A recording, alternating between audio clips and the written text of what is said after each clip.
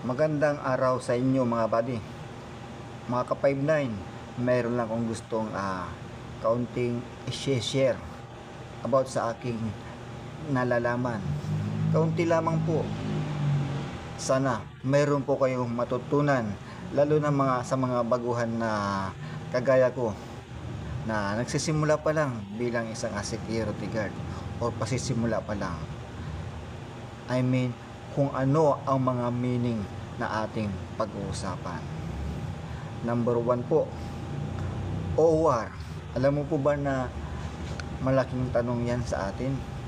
Maraming hindi alam ang salita at meaning ng OR na yan. Alam mo po ba kung anong tawag dyan? Area of Responsibility. Kaya dapat po, 59, buddy, alam natin yan. Simple lang po yan, salita. Number 2, PDR. Ito po yung tayo ay mag-a-assume or mayroong itinutunood sa atin ng ating mga kapalitan. Ang tawag dyan, post-duty responsibilities or receive. Simple lang mga 59, diba? CSG, Civil Security Group. Pwede, kailangan matutunan mo yung salita na yan. Kasi baka malay mo, ma-encounter mo. Alam mo na, LTO. Ito yung LTO na ginagamit sa atin. Hindi ito yung LTO na ginagamit sa mga transportasyon. Ibang LTO naman ito. LTO to na para sa atin.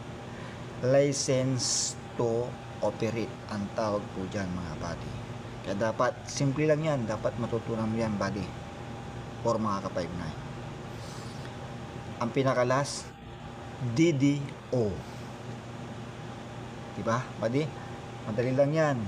Ito po yung agency na ibinibigay sa atin kapag tayo ay itinalaga or buwan-buwan.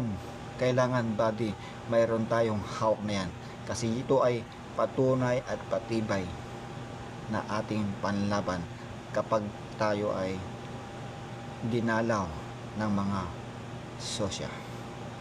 Duty details order.